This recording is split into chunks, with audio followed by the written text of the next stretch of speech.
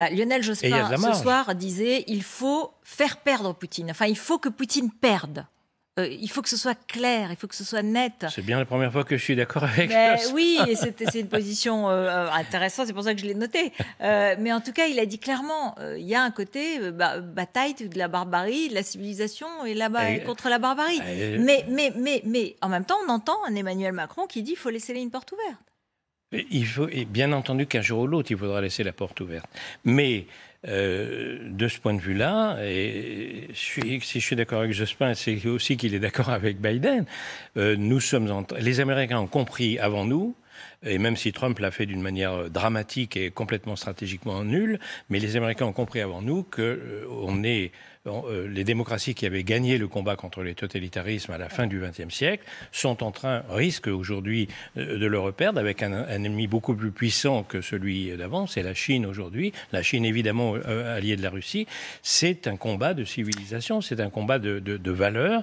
Et si nous ne défendons pas les nôtres et si nous ne mettons pas des lignes rouges, et on ne l'a pas fait en Syrie, c'est aussi pour ça qu'on est là aujourd'hui. Si Obama avait continué en Syrie, on n'en serait peut-être pas là. Donc un jour ou l'autre, il faut le faire. Or, je pense que nous sommes dans des conditions stratégiques et militaires qui nous donnent pour la première fois... Donc il faut aller plus loin que ce qu'ont fait aujourd'hui les Européens et les Français, nous. Est-ce qu'on doit aller encore plus loin ? Par exemple, sur l'adhésion à l'Europe, par exemple, sur des livraisons d'armes, par exemple, sur un voyage à Kiev d'Emmanuel Macron. Oui. Alors, j'allais dire, à la limite, c'est presque pas la peine. Les Américains font le job comme ils le font depuis le début. Oui. Qui a gagné la guerre froide? C'est Reagan, le jour où il a décidé que Carter, ça suffisait, qu'on était assez humiliés et qu'on allait lancer l'initiative de défense stratégique.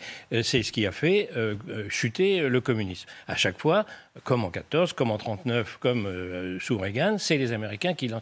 Et je sais bien qu'il y a un certain anti-américanisme en France qui fait qu'on les accusera toujours de choses diverses et là actuellement d'être en guerre. Mais je pense qu'ils ont pris la vraie mesure et la vraie mesure du danger et la vraie mesure de la possibilité de le contrer et du fait que c'est le bon moment. Alors que les Européens, évidemment, sont obligatoirement dans une situation différente. Ils sont sur le terrain, ils sont à portée de guerre. D'armes nucléaires. Bien entendu. Donc, que les Américains jouent la force et que les Américains jouent plus la diplomatie, je trouve ça normal.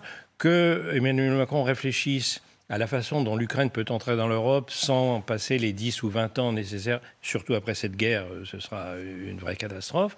Donc qu'on réfléchisse aux conditions de le faire. D'ailleurs, les Ukrainiens ne sont pas très chauds, ils préféraient adhérer directement et qu'on accepte directement. Donc je le comprends, mais bien entendu qu'il faut, en plus d'un signe militaire, de l'envoi d'armes, en plus des sanctions, donner un signal diplomatique européen aux Ukrainiens. Vous savez, si j'étais en Ukraine il y a quelques semaines, avec des parlementaires européens, c'était pour inaugurer à Kiev la maison de l'Europe. C'est-à-dire que dans cette guerre, alors qu'ils sont en guerre, que leurs soldats, ils ont convoyé, ils le font d'ailleurs tous les jours, ils ont convoyé des parlementaires européens pour venir à Kiev. On pourrait penser qu'ils ont autre chose à faire que s'occuper de faire une maison de l'Europe. Mais pour eux, c'est vital. Cette maison de l'Europe, ça voulait dire nous sommes européens. Et quand on est sur place, on s'aperçoit à quel point le chemin qu'ils ont parcouru depuis 2014, à quel point ils ne sont plus du tout dans l'orbite russe et qu'ils sont totalement européens.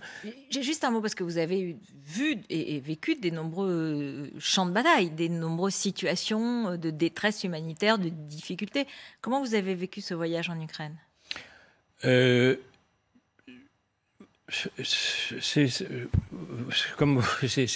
difficile à dire, mais c'est vrai que comme j'ai passé 15 ans de ma vie sur des champs de bataille ou des terrains de famine, de catastrophes, c'est un peu comme les médecins, si vous voulez, enfin je suis médecin, qui s'habituent aux maladies. Donc j'ai tendance à avoir aujourd'hui plus un regard clinique, c'est-à-dire d'analyser la situation, parce que pendant des années, ça a été mon rôle de ne pas céder à l'émotion.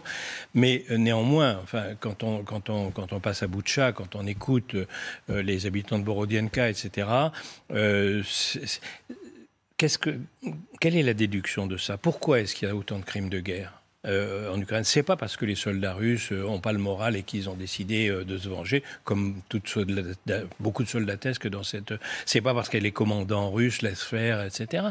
C'est parce que, et c'est ça qui est fondamental, la tactique de guerre russe. Et malgré tout, les traités signés sur les droits de la guerre, etc., comme d'habitude, depuis le communisme, ils signent des traités, tout le monde s'en fout, ils ne les respectent jamais. Ils signent les traités sur le droit de la guerre, et on l'a vu en Syrie, on l'a vu en Libye, on l'a vu partout. Leur stratégie de guerre, c'est de massacrer, de violer, d'abattre, de faire Mariupol le plus possible, en sachant que c'est en terrorisant les civils qu'on compensera les problèmes militaires entre armées. Donc c'est une vraie stratégie, c'est pas des accidents, et c'est pour ça qu'il y en a autant de crimes de guerre, parce que c'est pas les soldats qui sont eux en première ligne, mais et d'ailleurs la dernière chose dramatique, c'est que leur stratégie militaire, c'est aussi une boucherie pour leurs propres soldats. Ils n'ont aucun... regardez les pertes qu'ils subissent. Les troufions sont envoyés au front dans des conditions épouvantables. Ils ont le même irrespect de la vie humaine pour leurs soldats que pour les civils. C'est pour ça que c'est une guerre de valeurs, une guerre de système. Les systèmes totalitaires, qu'ils soient communistes auparavant, et Poutine est un ancien du KGB qui connaît ça par cœur, ou qu'il soit... On pourrait le classer aujourd'hui, si on devait le classer sur l'échiquier politique, avec l'Église orthodoxe, etc. Il est plutôt d'extrême droite aujourd'hui mais c'est la même chose, c'est les systèmes totalitaires, mépris total de la vie humaine. Pour conclure, vous nous dites, la France et l'Europe doivent aller au bout de cette guerre, comme les Américains? Je pense qu'ils doivent aller aussi loin que les Ukrainiens décideront d'aller. C'est les Ukrainiens qui luttent pour leur pays. Il est envahi, il doit être libre, il est envahi au mépris de toutes les règles internationales. C'est par conséquent à eux de décider, et bien entendu, il faut les aider. Et je dirais, ce n'est pas à nous de dire vous devez arrêter, vous devez négocier, comme on a commencé à le faire au début, quand on pensait qu'ils allaient s'effondrer, ou de leur dire vous devez aller plus loin jusqu'à récupérer la Crimée, etc.